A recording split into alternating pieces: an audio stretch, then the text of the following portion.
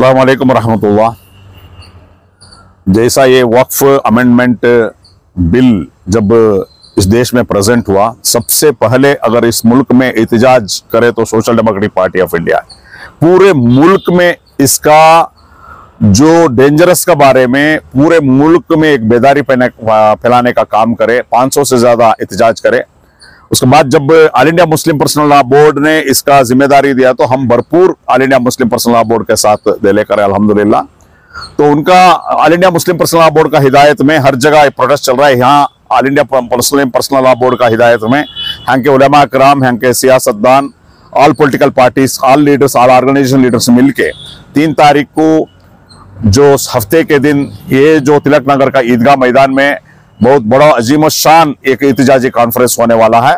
तो उसका जो तैयारियां चल रहा है, आप देख रहे हैं, उसका तैयारियां चल रहे हैं। आज हम लोग इसका एक क्या जो मायना लेने के लिए, एक क्या जायजा लेने के लिए इधर आए हैं। हमें हमारे लीडर्स अल्हम्दुलिल्लाह तैयारियां हो लेकर है। हमें भी social democratic party of India भी जो भी अवेयरनेस प्रोग्राम करना है, हर गांव में जो भी करना है वो भी हम इंशाल्लाह कर लेकर हैं।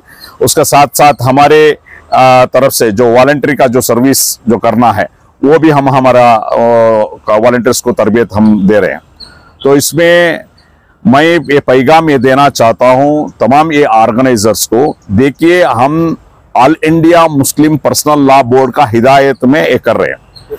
All India Muslim personal law board तमाम लोगों को, तमाम पॉलिटिकल पार्टीज को, तमाम तंजीमों को कॉन्फिडेंस में लेके ये प्रोग्राम कर रहे हैं। मैसूर में भी ऐसा ही प्रोग्राम होना है। देखिए परसों दिल्ली में तलकटोरा स्टेडियम में जो प्रोग्राम हुआ, वो प्रोग्राम में all India Muslim personal board का वो प्रोग्राम में ओवैसी साहब भी शिरकत किए थे, स्पीच करे, एसडीपी के मोहम्मद शफी साहब भी शिरकत किए थे, अलग अलग पॉलिटिकल पार्टी का लीडर शिरकत भी किए थे। ये एक मैसेज गया। तो ऐसा यहाँ ऐसा नहीं होना, सियासतदान नहीं है, उन्होंने नहीं है, ऐसा बिल्कुल नहीं होना। एक मैसेज जाना। मैं हमारे उलमा कराम को अदबन गुजारिश करता हूं, ये जो प्रोग्राम जो है, ये जो मुद्दा है, ये सियासत है, पॉलिटिक्स है। वक्फ अमेंडमेंट एक्ट जो है पॉलिटिक्स का बुनियाद पे है। इसमें पॉलिटिकल पार्टीज को भी इन्वॉल्व करना, तमाम लोगों को इन्वॉल्व करना का मतलब उनको इन्वॉल्व भी करना, उनका जो नजरिया, उनका जो व्यूज बोलने के भी मौका देना। ऐसा नहीं है कि Delhi all India Muslim personal law board Delhi में एक काम करते हैं, दूसरी जगह एक काम करते हैं। फॉर एग्जांपल देखिए गुलबर्गा में all India Muslim personal law board का जानिब से वहां के तमाम आलिमान, तमाम तंजीमें मिलकर एक प्रोग्राम उधर कर रहे हैं। उधर मल्लिकार्जुन खड़गे साहब भी आ रहे हैं, नासिर हुसैन साहब भी आ रहे हैं, आम आदमी पार्टी का संजय सिंह भी आ रहे हैं, एसडीपी का अब्दुल मजीद, तमाम लोग आ रहे भी हैं, उधर स्पीच भी कर रहे हैं। तो इधर भी मैं अदबन गुजारिश करता हूं तमाम पॉलिटिकल पार्टी का लीडर्स को इन्वॉल्व करो। बीजेपी छोड़कर, बीजेपी पॉलिटिकल पार्टी छोड़कर तमाम पॉलिटिकल पार्टी को इन्वॉल्व भी करो। सेकुलर पॉलिटिकल पार्टी का बोलने का मौका भी दो। ये अगर आप इसको ऐसा नहीं कर रहे हैं तो all India Muslim personal board का हिदायत ये नहीं है। ऑल इंडिया मुस्लिम पर्सनल, क्योंकि all India Muslim personal law board का जो नेशनल टीम में हर दिन हमारे लीडर्स उधर काम कर लेकर है, साथ काम कर ले, प्रेस कॉन्फ्रेंस में हो। तो एक मैसेज जाना है। तो इसमें देखो सियासत हम लोग इलेक्शन का टाइम में सियासत हम अलग करेंगे। हालांकि तनवीर सेठ साहब एक पार्टी से करते हैं, मैं एक पार्टी में करता हूं, दूसरा एक पार्टी, वो अलग है, वो सियासत का टाइम में सियासत करेंगे। ये जो है कौम की मुद्दा है, ये कौम की मुद्दा, पब्लिक को एक मैसेज देना, एक होकर बात करें। मुझे सुनने में आया इधर क्या है, सिर्फ उलमा बात करेंगे, सियासतदान नहीं बात करेंगे। बिल्कुल सही नहीं है, ये बिल्कुल सही नहीं है। अभी उसको सही करना है। All India Muslim personal board का हिदायत है, सब मिलके करो, एक मैसेज दो। ये मेरा अदबन गुजारिश है। इंशाल्लाह हम कैसा भी हो, हम लोग क्या करें, हम लोग पहले दिन से इस मुद्दा अगर पूरा इंडिया में उठा करे तो एसडी पे उठा करे, वो हमारा एहतजाज, हमारा सपोर्ट रहेगा। All India Muslim personal board का सपोर्ट है, जो भी ये प्रोग्राम करते हैं हमारा सपोर्ट है। ऐसा नहीं कि हमारा इसमें सपोर्ट नहीं है, ऐसा बिल्कुल नहीं है, सपोर्ट है। मगर मेरा हिदायत है, मेरा सजेशन ये है, सबको इन्वॉल्व करो, सबको बोलने का मौका दो, सबको इन्वॉल्व करो, एकजुट होकर एक मैसेज जाना है, इसका ख्याल रखो, यही मेरा रिक्वेस्ट है। जिस तरह आप जहाँ पर खड़े हैं वही तारीखी ईदगाह मैदान है, क्या लगता है आपको कि जिस तरह की जो भगदौड़ चल रही है, जद्दोजहद कोशिशें चल रही हैं, कितने तादाद में जो है लोग यहाँ पर जमा होंगे? देखिए अल्हम्दुलिल्लाह तमाम पॉलिटिकल पार्टी का लीडर्स भी काम कर रहे हैं।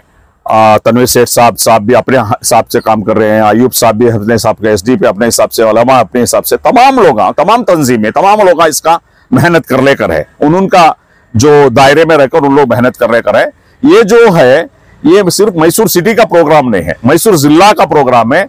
मेरा जो आवाज सुनने वाले तमाम लोग, मैसूर के जिले के जितने भी डिस्ट्रिक्ट में अलग अलग करियों से, अलग अलग टाउनों से आना है, मेरा ख्याल से इंशाल्लाह 1 लाख से ज्यादा ये लोग जुड़ेंगे और ये प्रोग्राम सक्सेसफुल रहेगा। मेरा अदबन गुजारिश है, देखिए ये मैं कल भी आपको बताया था कि अमन के साथ एक डेमोक्रेटिक सिस्टम में हम लोग प्रोग्राम करना है, ना किसी को डिस्टर्ब होना है, ना ट्रैफिक डिस्टर्ब ना होना है, ना किसी को डिस्टर्ब नहीं होना है। अमन के साथ एक अच्छा पैगाम हम लोग देना है और जितने भी इधर वॉलंटियर्स डिप्यूट करेंगे, वो वॉलंटियर्स जो भी हिदायत देते हैं, जो भी डायरेक्शंस देते हैं, वो डायरेक्शन को तमाम लोग मानना है, क्योंकि इस्लाम जो है एक डिसिप्लिन का मजहब है, डिसिप्लिन का मजहब है। हम देखेंगे तो हमारा डिसिप्लिन, हमारा नमाज में हम देखते हैं कैसा डिसिप्लिन के साथ, यानी इस्लाम डिसिप्लिन सिखा है। ये डिसिप्लिन को मेंटेन करना हर एक शख्स का जिम्मेदारी है। तो मैं अदबन गुजारिश करता हूं, लाखों लोग जुड़ने वाले ये फंक्शन में, ये ख्याल रखना, डिसिप्लिन का ख्याल रखना, ट्रैफिक का जो ख्याल रखना, तमाम लोगों के एक आपस में आपस मदद करना। देखिए अभी हम हज को जाते हैं, उम्रे को जाते हैं, लाखों लोग रहते हैं, किसी को किसी ने तकलीफ नहीं देता है, आपस में हेल्प करता है। ऐसा ही एक प्रोग्राम हम लोग इंशाल्लाह करना है। ये मैसूर से एक तारीखी प्रोग्राम होना है, मैं यही मेरा गुजारिश है। बहुत बहुत शुक्रिया। सर मेरा इतना सभी कर रही हैं, बहुत दिनों से आप लोग हम भी प्रोटेस्ट कर रहे हैं, सब कर रही हैं, बदलाव होता है क्या सर? 100% जरूर होता है। देखिए एक तो अल्हम्दुलिल्लाह सुप्रीम कोर्ट को इसके बारे में 70+ एप्लीकेशन डाला है। मैसूर से मैं भी डाला हूं, एक पिटीशन मैंने डाला हूं। तो इसमें क्या है, कोर्ट का जो कार्रवाई चला, कुछ उम्मीद के किरण हम लोग को दिख रहा है, उम्मीद के किरण, जो वक्फ यूजर का बारे में, ये बहुत सारे जो इसका जो खामियां है उसका बारे में दिखाते। ये क्या है, ये जो भी है कॉन्स्टिट्यूशन का खिलाफ है, फॉर एग्जांपल फंडामेंटल राइट का खिलाफ है, फॉर एग्जांपल आर्टिकल 14-15।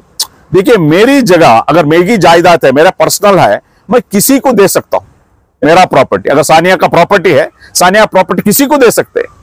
आप चाहे तो एक मंदिर को भी दे सकते हैं, या चाहे तो एक ट्रस्ट भी दे सकते हैं, ओल्ड एज होम को दे सकते। ये आपका पर्सनल राइट है।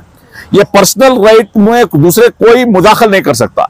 ये एक्ट जो बोल रहा है, तुम मुसलमान होना, एक तो मुसलमान होना, दूसरा आप मुसलमानों के 5 साल होना, और आप प्रैक्टिसिंग मुसलमान होना। ये प्रैक्टिसिंग मुसलमान कौन नमाज पढ़ता है, कौन नहीं, कौन देखता है, ये सब कोर्ट में नहीं करता है। एक तो है, उसका बावजूद भी हम लोग इत्मीनान नहीं होना है। जब तक ये पूरा कानून वापस लिया जाता है, तब तक हमारा एहतजाज जारी रहना है। अल्हम्दुलिल्लाह all India Muslim personal law board 3 महीने का एक लंबी एक एहतजाजी प्रोग्राम मुनक्किद किया है, ऑर्गेनाइज किया है, प्लान किया है। इंशाल्लाह उनका नक्शे कदम में हम लोग चलेंगे। कल भी अल्हम्दुलिल्लाह अप्रैल 30 तारीख को जो 32 गुल का प्रोग्राम सक्सेसफुली एक मैसेज गया है। तो एक मैसेज ऐसा जाना है कि all India Muslim personal law board का एक अम्ब्रेला जो ऑर्गेनाइजेशन है, उनका हिदायत में लोग सुनते हैं, लोग जुड़ते हैं, लोग इकट्ठा होते हैं, ये एक मैसेज जाना है।